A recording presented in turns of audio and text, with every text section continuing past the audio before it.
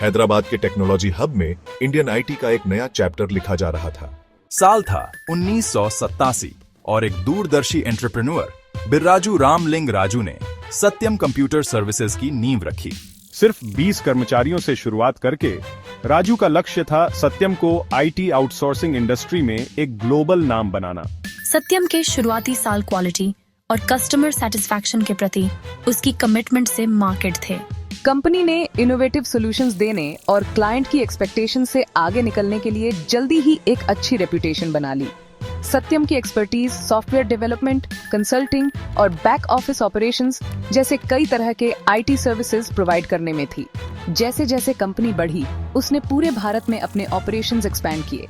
बैंगलोर, चेन्नई और पुणे जैसे major cities में डेवलपमेंट सेंटर्स बनाए। स्किल्ड इंजीनियर्स और प्रोफेशनल्स का एक स्ट्रॉन्ग टैलेंट पूल बनाने पर सत्यम का फोकस उसकी शुरुआती सक्सेस में एक क्रूशियल रोल प्ले किया। कंपनी की टैलेंट नर्चर करने और एक अच्छा वर्क एनवायरनमेंट बनाने की कमिटमेंट ने देश के कुछ सबसे ब्राइट माइंड्स को अट्रैक्ट किया।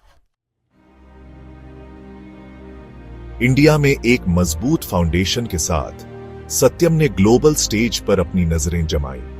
कंपनी ने अग्रेसिवली इंटरनेशनल क्लाइंट्स को परस्यू किया, खासकर यूनाइटेड स्टेट्स और यूरोप में। सत्यम की कंपेटिटिव प्राइसिंग और हाई क्वालिटी सर्विसेज डिलीवर करने की एबिलिटी ने फॉर्च्यून 500 कंपनीज से लेकर गवर्नमेंट ऑर्गेनाइजेशंस तक कई तरह के क्लाइंट्स को अट्रैक्ट किया। जैसे जैसे सत्यम का ग्लोबल फुटप्रिंट एक्सपैंड हुआ, वैसे वैसे उसका वर्कफोर्स भी बढ़ा। 1990 के दशक के अंत तक कंपनी दुनिया भर के 66 देशों में ऑपरेशंस के साथ 60,000 से ज्यादा एम्प्लॉइज तक ग्रो हो गई थी। एक छोटे से स्टार्टअप से ग्लोबल आईटी जायंट तक सत्यम का सफर वाकई रिमार्केबल था। कंपनी की सक्सेस को खूब सेलिब्रेट किया गया और यह इंडिया के ग्रोइंग आईटी प्रोग्रेस का सिंबल बन गई। सत्यम की अचीवमेंट्स ने उसे कई एक्कोलेड्स और रिकॉग्निशंस दिए, जिसमें इंडिया की टॉप आईटी कंपनीज में रैंक होना भी शामिल था। कंपनी के फाउंडर बी रामलिंग राजू को एक विजनरी लीडर और इंडियन आईटी इंडस्ट्री के पायोनियर के रूप में हेल किया गया। दिसंबर 2008 में हमने अपने परिवार के मेंबर्स द्वारा प्रमोटेड मेहतास इंफ्रा और मेहतास प्रॉपर्टीज को एक्वायर करने का अपना इंटेंशन अनाउंस किया। यह सत्यम के पोर्टफोलियो को डिवर्सिफाई करने के लिए एक स्ट्रैटेजिक मूव है। हालांकि सक्सेस की विनियर के नीचे एक स्टॉर्म ब्रू हो रहा था। इस मूव ने कॉर्पोरेट वर्ल्ड में आईब्राउज रेज कर दिए, क्योंकि यह डील साउंड बिजनेस लॉजिक की कमी वाला लग रहा था। इन्वेस्टर्स ने इंफ्रास्ट्रक्चर और रियल एस्टेट जैसे अनरिलेटेड सेक्टर्स में वेंचर करने के रैशनल पर सवाल उठाया, खासकर जब सत्यम की कोर कॉम्पिटेंसी आईटी में थी। प्रपोज्ड एक्विजिशन का इंस्टीट्यूशनल इन्वेस्टर्स और शेयर होल्डर ग्रुप्स ने कड़ा विरोध किया। हमने आर्ग्यू किया कि यह डील सत्यम और उसके शेयर होल्डर्स के बेस्ट इंटरेस्ट्स में नहीं था। टारगेट कंपनीज में राजू के परिवार के इन्वॉल्वमेंट को देखते हुए पोटेंशियल कॉन्फ्लिक्ट्स ऑफ इंटरेस्ट के बारे में कंसर्न्स रेज किए गए थे। इन्वेस्टर्स की अप्रीहेंशन इस बात से और बढ़ गई कि उस समय रियल एस्टेट सेक्टर मंदी का सामना कर रहा था। बढ़ते प्रेशर और स्केप्टिसिज्म के बावजूद राजू अड़े रहे, एक्विजिशन को एक स्ट्रेटेजिक मूव के रूप में डिफेंड करते रहे। 7 जनवरी 2009 को कॉर्पोरेट वर्ल्ड एक शॉकिंग रेवलेशन के साथ जागा।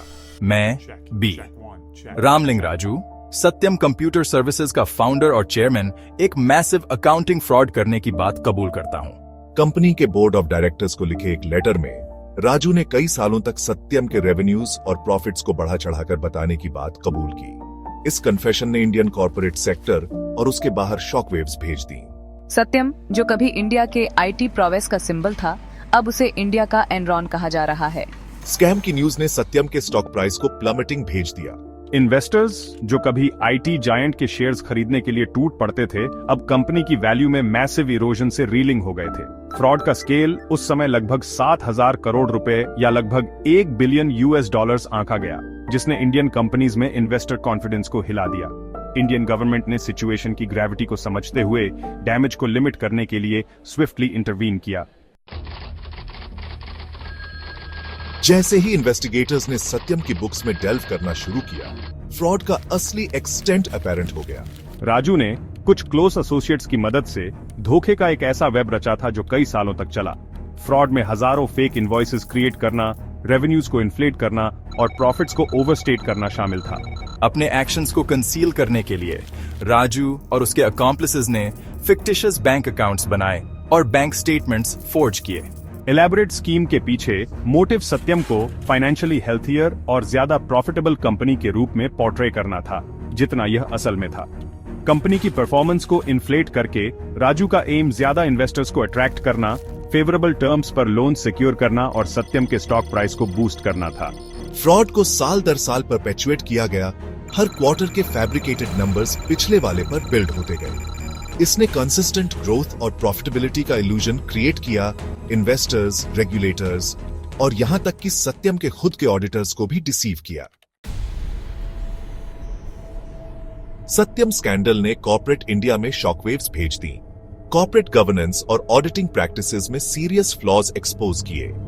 गवर्नमेंट ने जल्दी से सत्यम के एग्जिस्टिंग बोर्ड ऑफ डायरेक्टर्स को डिसॉल्व कर दिया और इंटेग्रिटी और एक्सपीरियंस के लिए जाने जाने वाली एमिनेंट पर्सनालिटीज को शामिल करते हुए एक नया बोर्ड अपॉइंट किया।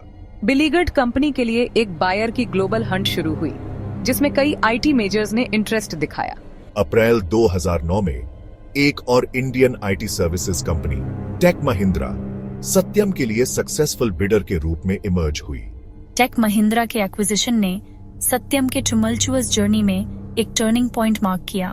कंपनी को महिंद्रा सत्यम के रूप में रिब्रांड किया गया, जो न्यू लीडरशिप के तहत एक फ्रेश स्टार्ट को सिग्निफाई करता है। एक्विजिशन ने मच नीडेड स्टेबिलिटी लाई और कंपनी के फ्यूचर में कॉन्फिडेंस रिस्टोर किया। सत्यम स्कैंडल ने कॉर्पोरेट इंडिया के लिए एक वेकअप कॉल का काम किया। इसने एक ऐसे सिस्टम की वल्नरेबिलिटीज को एक्सपोज किया जो सेल्फ रेगुलेशन पर हेविली रिलाई करता था और कॉर्पोरेट मैल्फीजेंस के खिलाफ एडिक्वेट सेफगार्ड्स की कमी थी। स्कैंडल ने इंडिया के कॉर्पोरेट गवर्नेंस नॉर्म्स के एक कॉम्प्रिहेंसिव ओवरहॉल का नेतृत्व किया। गवर्नमेंट ने कंपनीज के लिए स्ट्रिक्टर रेगुलेशंस और एनहांस्ड डिस्क्लोजर रिक्वायरमेंट्स इंट्रोड्यूस किए। सत्यम एपिसोड ने एथिकल लीडरशिप, ट्रांसपेरेंसी और एक रोबस्ट कॉर्पोरेट गवर्नेंस फ्रेमवर्क के क्रिटिकल इंपॉर्टेंस को अंडरस्कोर किया। इसने कंपनी बोर्ड्स पर इंडिपेंडेंट डायरेक्टर्स की नीड, ऑडिटर्स से ग्रेटर अकाउंटेबिलिटी और stronger whistle blower protection mechanisms को हाईलाइट किया।